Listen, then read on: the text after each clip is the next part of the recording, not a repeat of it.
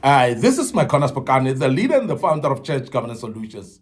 We are still dealing with qualifications of spiritual leaders, and we are embarking on this topic and this part 2 today, and we hope that it does help you. Spiritual leaders are very important because they become the focus of the communities, the societies, and the people around the neighborhood. They're looking up to spiritual leaders. And that is the reason why spiritual leaders should have a certain qualifications. And we don't just appoint people to become spiritual leader because they are our friends, because they are our families, because they are our confidants or people that we favor. No, we appoint spiritual leaders because they should have qualifications in this regard. Now, the first qualification that I want to speak about today is that a spiritual leader should be prudent. A spiritual leader should be prudent. And when we speak about prudent, being prudent of a spiritual leader, we're speaking about self-discipline. So the spiritual leader must be self-disciplined. That's very, very key, because the word self-discipline or prudent is actually speaks to a discipline of self-control. It speaks to someone who's actually aware of their behavior and they are able to say no to no. They are able actually to control their emotions. They're controlling their behavior. They can control their actions as well. It is a result of being temperate. And when you look at it, is the temperate man avoids excess. We have said that so that you don't drink alcohol. That's what we said in part 1 of these sessions. But it's clearly showing that you need clarity of mind when you're a spiritual leader. So you need to lead with clarity of mind. You need to be orderly in nature, and that actually comes through what we call self-discipline. A disciplined life is a conscious decision of a leader to live a life that is transparent, to live a life that is able to say no to no, as I've said, a life that is actually guided and controlled. So that's what we call, we talk about self-discipline. So we are saying that he is to have appreciation for what matters most in life. We're talking about a spiritual leader. So someone who's actually putting their priorities right and making sure that they don't actually allow themselves to be swayed in emotional driven lifestyle whereby they actually do things just because they were driven by emotions. And we want to emphasize that because self-discipline is where you are able to control your emotions. You are able to know what you want to say at one time. So this is very, very important. Some young men have frivolous mentality, but the longer they serve Christ generally, and they observe life and they start to develop more and we start to see them becoming thorough in serving God. And that's the reason why we are saying spiritual maturity is a journey. It's not something that will be overnight. And there are people that started young spiritually, but as time goes on, they grow because they start to garner what we call spiritual discipline or individual or self-discipline. And they become prudent. And when they start to become prudent, yes, they're now developing into becoming spiritual leaders. We cannot actually allow people that are immature to become spiritual leaders because by then they're still not prudent enough. No, it is very important that we emphasize that we observe the journey of individuals. We observe the maturity of individuals, that they come to a level where they're spiritually mature, where they are at a level where they can actually be able to lead with a good temperament in the church. But that comes with a proper discipline. And that spiritual discipline or self-discipline, as I said, it comes with conscious decision making.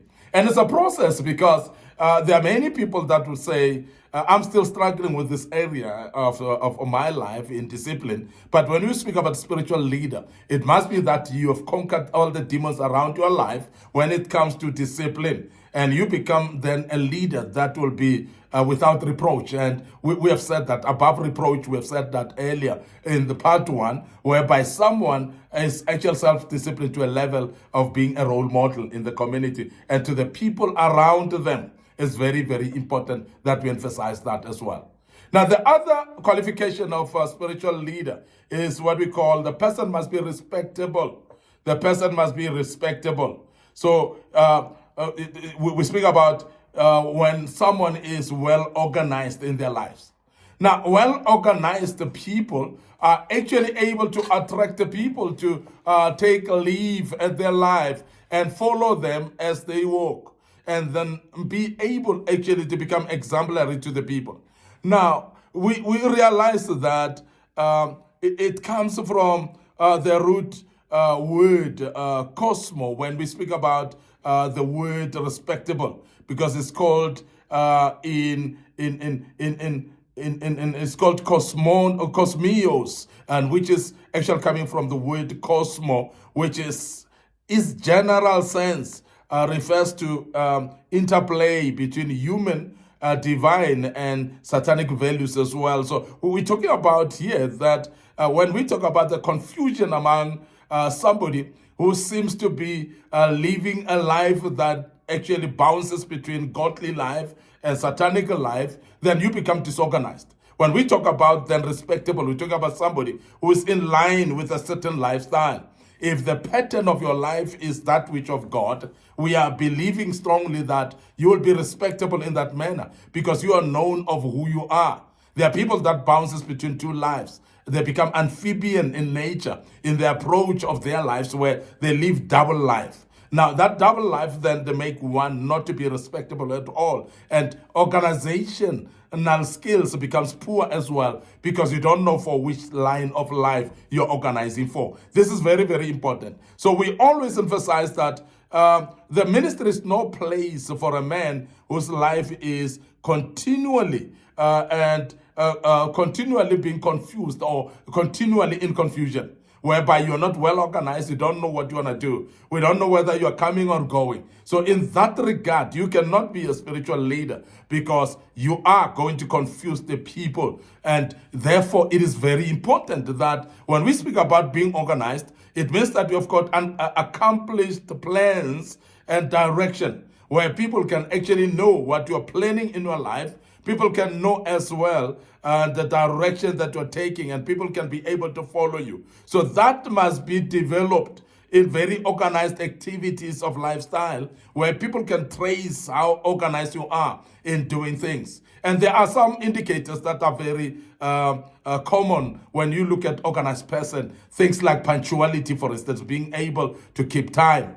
Being able also to keep promises. That's one of those things. And we're talking about also being accountable and taking responsibility of own mistakes. This is one of those things that you look at as a signs of somebody who's organized in their lives. Now, people that can put plans that are organized and plans that you can actually hold them responsible of, and the plans that are actually having direction when you look at them, and you can actually be able to follow. Remember that when you are a spiritual leader, you're going to give guidance to people spiritually. And also you're going to speak to people's lives. So therefore, let the people see the organization that is in your life for you to become a spiritual leader that is of authenticity that you want to be. People want to see you to be consistent in what you're saying and what you're doing. And we always say that it is not much in the talk, it must be much in the actions. So organized people that are spiritual leaders,